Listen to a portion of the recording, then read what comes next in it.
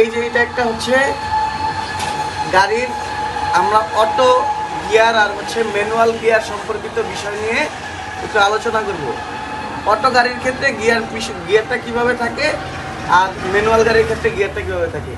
Auto গাড়ির ক্ষেত্রে এই যে সাধারণত এই যে পি মানে পার্কিং, আপনি যখন গাড়িটাকে পার্ক করবেন তখন গাড়িটাকে পিতে দিবেন, আপনি যখন গাড়িটাকে পেছনে নেবেন তখন আপনি গাড়িটাকে আরে দিবেন, রিভার্স।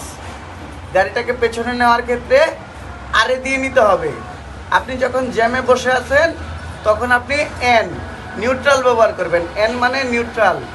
আপনি যখন গাড়িটাকে চালাবেন তখন ডিতে দিয়ে নেবেন, ডি মানে হচ্ছে ড্রাইভ। আচ্ছা, এস আর এল এই দুইটাই কাইন্ড অফ সিমিলার। যখন আপনি একটু বেটার অ্যাক্সেলারেশন পেতে চাচ্ছেন, আপনার স্পিডটা একটু ভালো পেতে চাচ্ছেন, তখন আপনি এস মোডে দিয়ে নেবেন।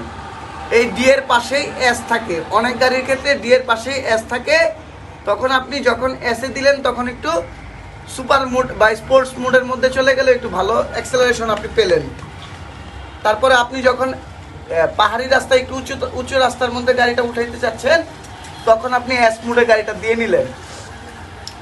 তারপরে হোয়েন ইনক্রিজ ইঞ্জিন ব্রেকিং, আপনি যখন ইঞ্জিন ব্রেকিং দিতে চাচ্ছেন তখন ওই এস মোড ব্যবহার করা হয়।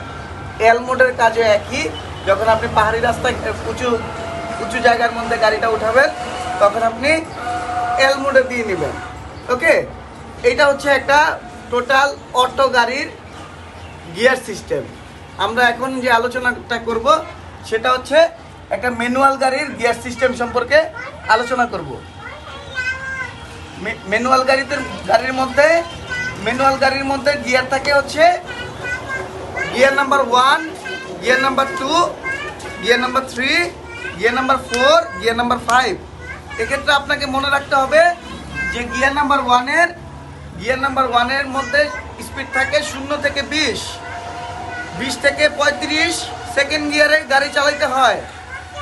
35 থেকে আপনি একটু পিছনে আসেন, 35 থেকে মনে রাখতে হবে যে 50 পর্যন্ত থার্ড গিয়ার, 50 থেকে 80 পর্যন্ত হচ্ছে ফোর্থ গিয়ার, আর 80-র উপরে গেলে গিয়ার নাম্বার 5।